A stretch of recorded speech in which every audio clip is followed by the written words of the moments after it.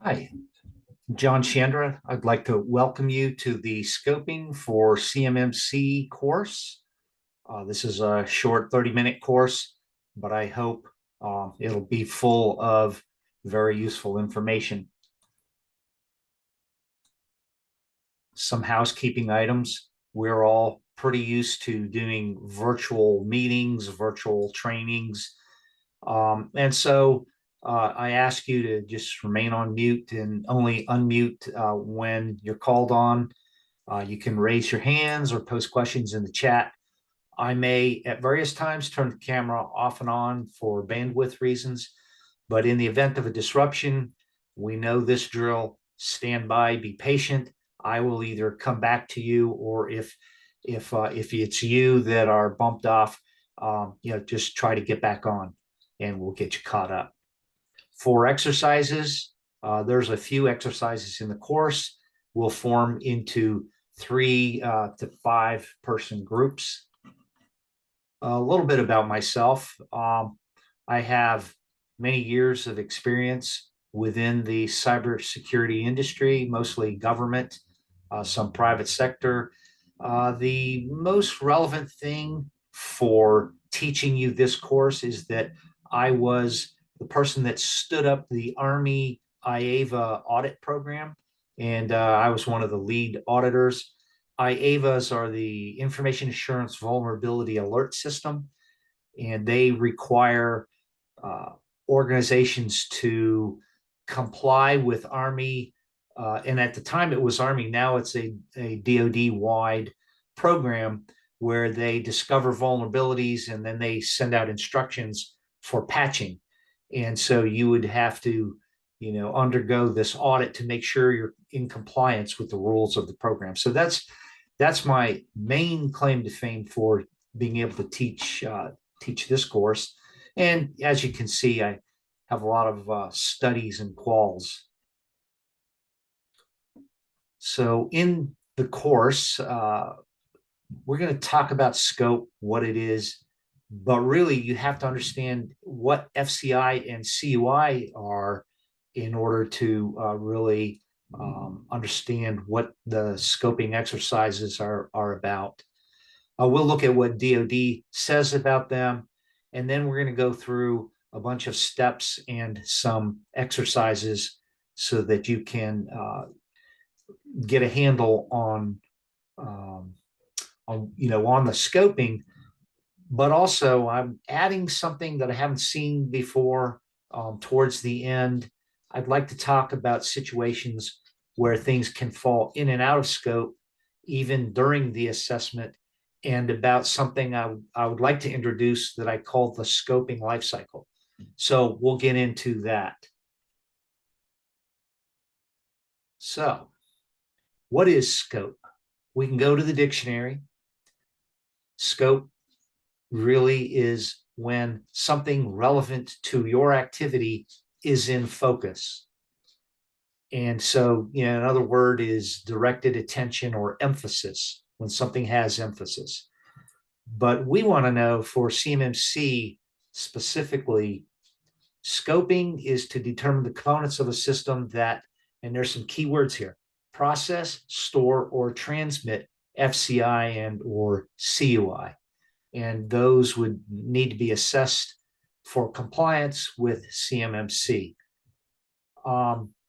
Now, I want to mention, and this is not a part of the 800-171 documentation, but you should know, according to NIST and the 853, kind of the FISMA standard, RMF, that a system, to be a system and to undergo this assessment, it must have the same system owner. And so that will be a key point that we'll look at in a little bit here. So let's make this more simple. The basic concept is that on any device, you want to ask, is there FCI or CUI that is processed, stored, or transmitted? The kicker here is, or can it be? and we'll talk about that as well. The or can it be part comes into play with different categories of assets. And so we'll talk about that. But then there's going to be one other consideration, and we have an exercise where you need to, I'm probably giving away the clues here, but you need to consider whether the FCI and CUI are encrypted. Of course, that'd be FIPS encryption.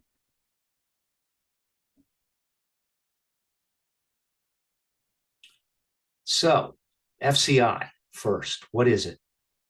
And as you see, I've exploded out the information from the FAR. A couple of keywords. It is information related to a federal contract that is not intended for the public, that is provided by or generated for the government. So provided by or generated for the government. And so an OSC may very well generate information, and it would also attain a classification like FCI maybe, or CUI. And so you would be under contract to develop or deliver a product or service to the government, and you would receive this contract that has certain information in it, FCI. So let's just take a minute, and I would like to do a class exercise or have a discussion. I've given a couple of examples.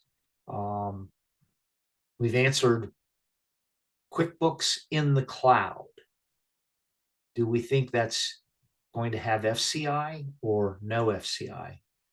And in consultation with many of the experts in my C3PAO forums, it's generally said that when you separate out data on a contract, things that are needed to process invoices, for example, are not considered FCI. So QuickBooks in the cloud, I'd say not FCI. The design of the widget, you're given specs within the contract, let's say, to design this widget. This is not public information. Yes, this would be FCI. Perfect example. So now here is a tricky one, and I'm going to ask you to break up into your groups and consider the invoicing system. For example, within the DoD, they use this wide area workflow, WAF, it's called. And this is where invoices are handled between, and it may only be Army. I might be misspeaking. I think it might only be Army. But in this case, for an Army contract, when an OSC is invoicing and then that invoice works its way through the system, that system, the communications between the OSC and the government is on a system called WAF. So this is not a public system. It's handling invoicing, but I call it semi-public because there are many, for example, contracting officers that may have access to that information while they're on the WAF, while they're logged in. So I say it's semi-public. And so I'd like you to take 5 minutes, discuss among your groups, and then we'll share what we believe, some of the answers are. I'll start the timer.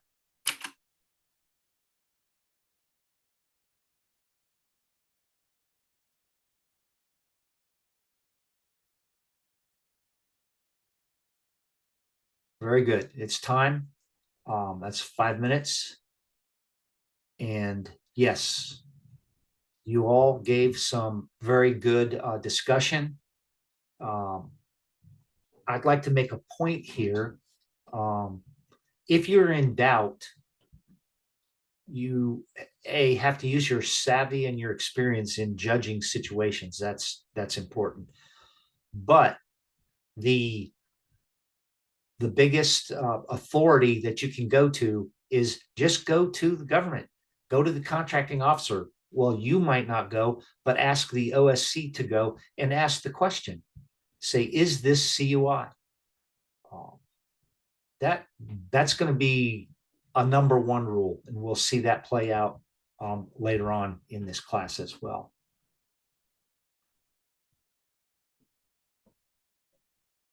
All right, CUI. Let's switch to CUI. NARA maintains a CUI registry, and so they have the broad and specific categories of things that are considered CUI that include contractor technical data in many cases. So when the contracting office lets a contract, they will let you know. They assign what is CUI and what is FCI and CUI on the contract. And that's why they are the authority that you really should go back to if there are any doubts. So NARA defines it. The contracting office assigns it on a contract. Then it is up to the OSC to identify it within their enclave. That's going to be key to the actual scoping as we get into it. But first, we need to talk about understanding the asset categories. There are 5 asset categories that are defined within the DoD scoping guidance. The first one, CUI. Now remember, assets are things, devices, workstations, IT assets. Don't always have to be. It could be blueprint drawings that are done on a machine and you have the blueprints, and they could be CUI as well. All of those will be assessed against the CMMC practices. The next asset category is security protection asset. So what is a security protection asset? Any device that provides some factor of security. It could be an IDS system. It could be your log collection correlation system, like a SIEM. Anything that provides security to that enclave must be assessed against the CMMC practices. The next category, contractor risk managed. I do call out one of the controls. This is a special control, and we'll talk about it here in a moment. That is CA.L2-3.12-4. However, contractor risk managed assets are things that are not meant to touch or handle, process the CUI, but they may.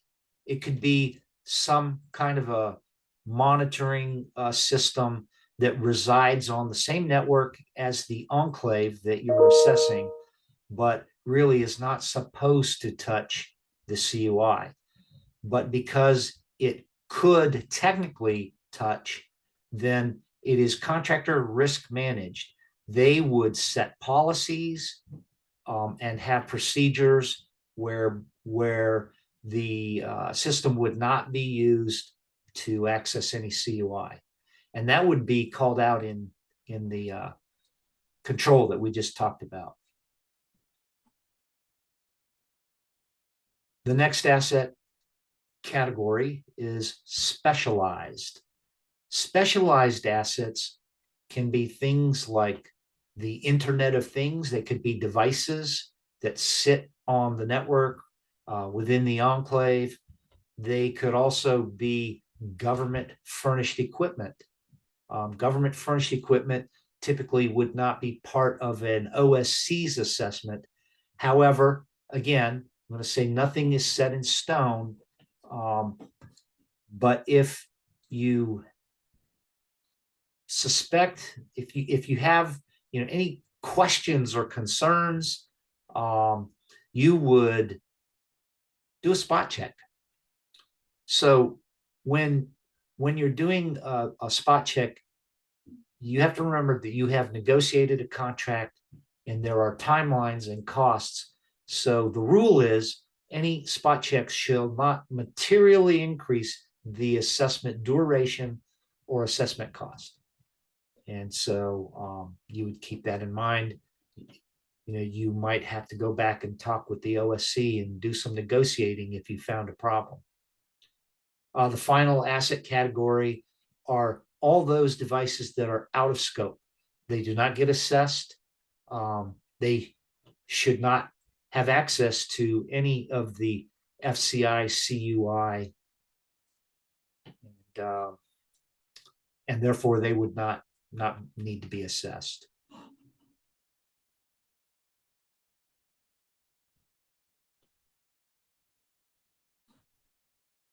And here we have the system security plan. We called out earlier, it was CA.L2-3.12.4. I want to point out while you're reviewing the SSP, you would also be looking at those things that affect scope. And so things like describing system boundaries, how the requirements are implemented, and the relationships and interconnections to other systems. So there's a lot of stuff in the SSP, but when it comes to scoping, there are certain things that should be documented in there. And so I call it out here for your awareness. Scope validation. This is one of the steps in the assessment process. And so the OSC has the initial responsibility to establish what the scope is. They know their enclave. They have to inventory and define the various asset categories. That should all be documented. So the need will be for all the supporting documentation. Here, be careful. If they're providing proprietary data, they should mark that. So here's a question. How does the OSC know what to do in order to present you with the scoping documents? How do they know what those are? So we could have a small discussion. We'll start that timer, get into your groups.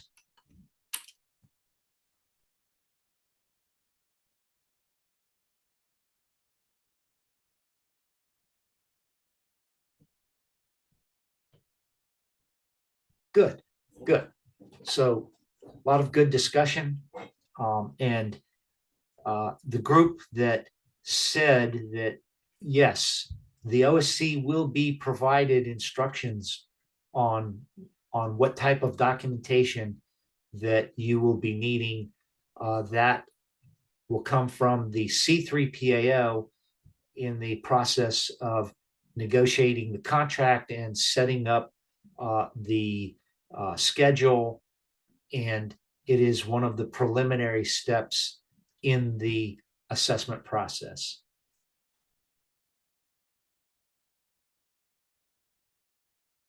Scope negotiation. You should be aware the OSC and your C3PAO, and you may be involved in this, especially if you're the lead assessor, you will be negotiating the scope ahead of time. So this should be agreed upon even before you arrive on site. Again, some types of documents are Visio diagrams. Don't forget data flow charts.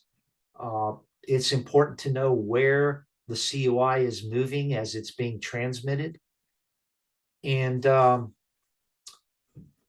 this is where your code of ethics and your professional behavior can come into play.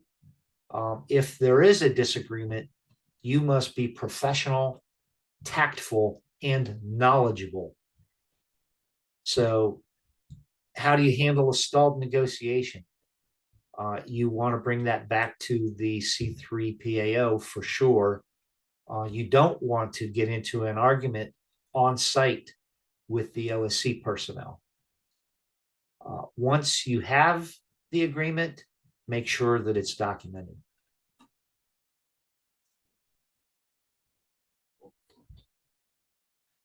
So I've put together a process to help you determine scope. And again, I repeat, it is incumbent on you to understand what FCI and CUI is. And you have to have at least some ability to analyze a network diagram within the context of data at rest, data being processed and transmitted or in motion. Those are your data flows. Again, you can reference the NARA CUI registry, and there's lots of other references that we will provide you at the end of the course. So the OSC, step one, will inventory and categorize their assets. They will then provide network diagrams, Visio charts, data flow diagrams, and there could be other charts that they provide. There will be a discussion with the assessor and actually with the C3PAO and the lead assessor and the OSC to work through this. And it is always useful to verify the data flow by reviewing the provided charts and the documentation, but don't be afraid to interview, ask questions. You may spot that the data touches an MSP or some kind of an external provider, cloud or otherwise, and so you may need to go a little bit further and dig just a little bit deeper on the scope. However, just make sure that you agree in writing before you start the engagement. And also the final version of any documents that are provided, the Visio charts, the data flow diagrams, ask the OSC to hash those for later. Just have them saved for posterity in the event of something going wrong, and it does lead to a dispute. It's good practice, and it is called out in the assessment process. So one of the activities that the OSC will undergo and the assessor must understand and be able to verify is to determine if an asset is on the proper side of the scope boundary. So there are various ways to separate in scope and out of scope assets. And there's a list here. By now, we should all know about things like gates, locks, badge access, and guards. That's for physical. And of course, with the logical, firewalls, VLANs, and so forth.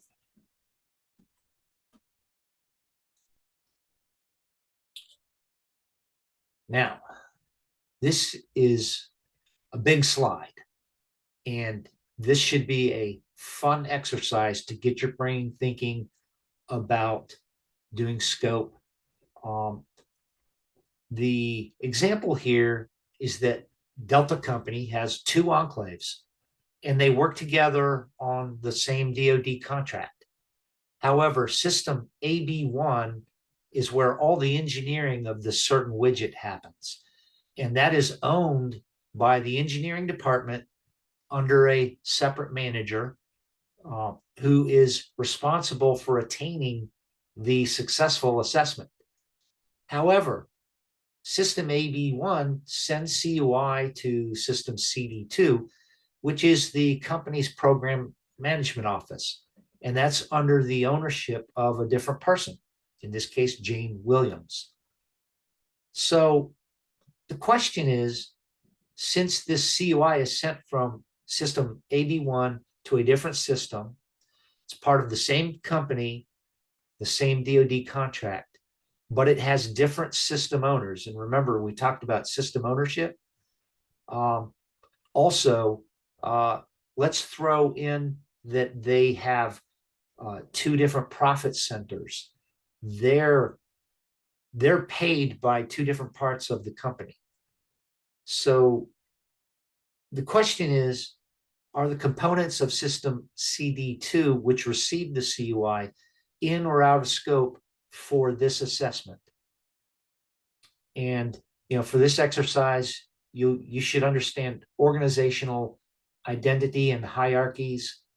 You do have a headquarters organization. The host unit is the unit that has the enclave trying to get the assessment, and there could be supporting units that are all part of this. So let's break into our groups. Let's take 5 minutes, and I'll be very curious to hear what you come up with.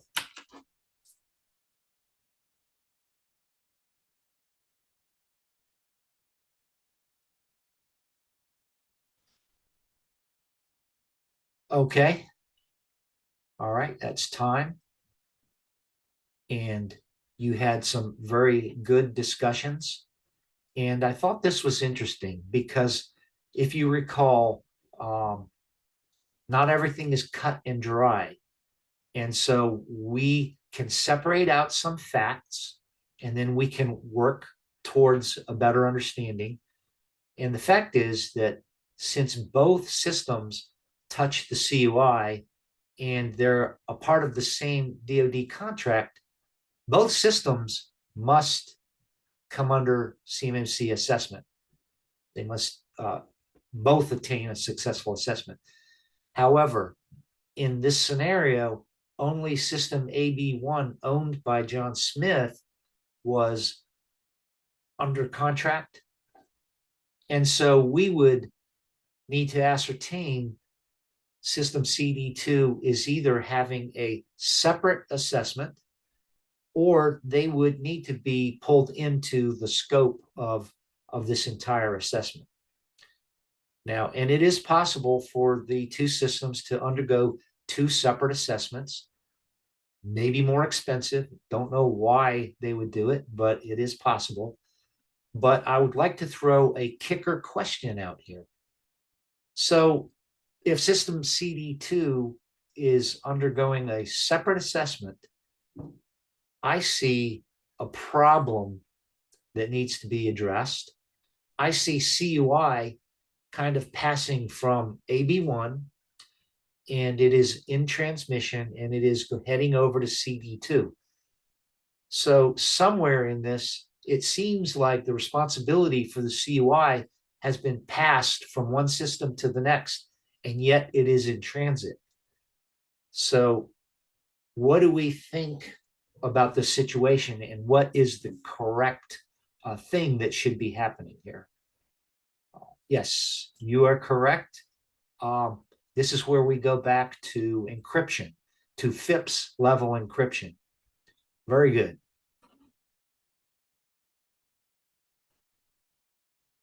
Now, again,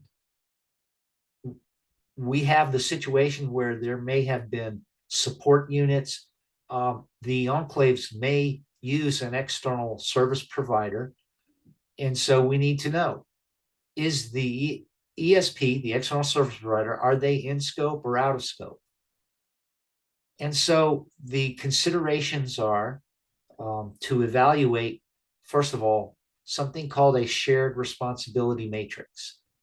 And I'm going to jump to that slide now so that we can talk about what that means. So you see here that we have some different areas of responsibility for the OSC and the external service provider. And we have some different levels or types of service, from SaaS to PaaS to LaaS, or 100% on-prem by the OSC. And so you see how the responsibilities will shift. The more cloud provided that the service is, the more the responsibility will shift to the ESP. So if we go back, we need to know a couple things. We need to consider the standards that the ESP conforms to and what accreditations they have. Are they FedRAMP moderate as a minimum? Do they have a CMMC certification? And if they are touching CUI and managing that for the OSC, then they do need to come under CMMC assessment. That is true. So you have to consider the agreements and the overall situation. They may have a CMMC certification that allows them to provide service to their OSC customers and be covered, in which case they would still be obligated to notify the OSC about the situation, how they're handling the CUI and the fact that they have accreditation and so on.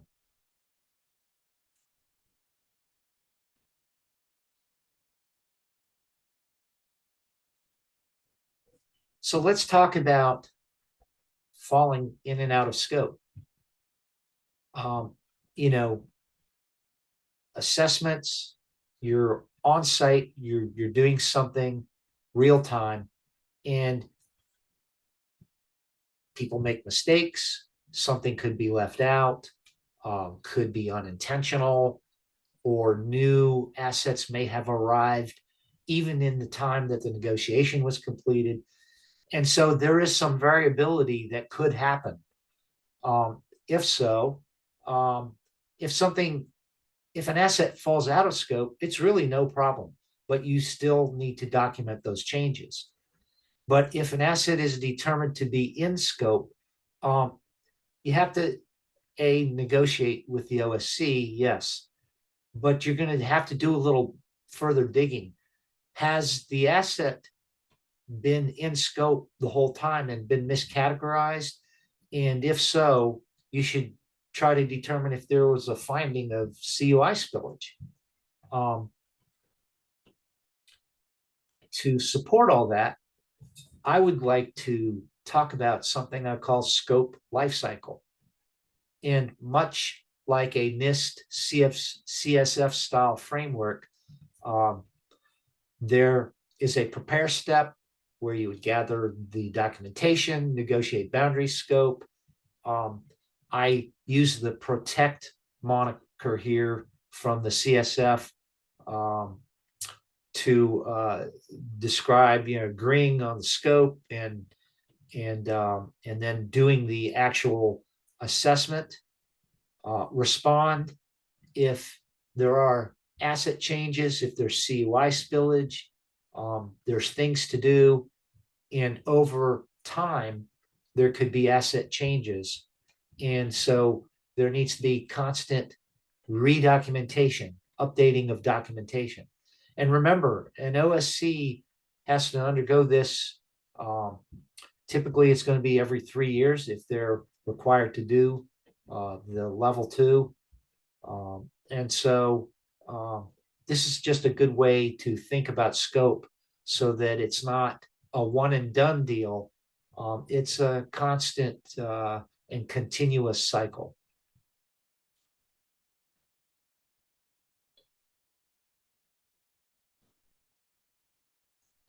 So that's the end of the course.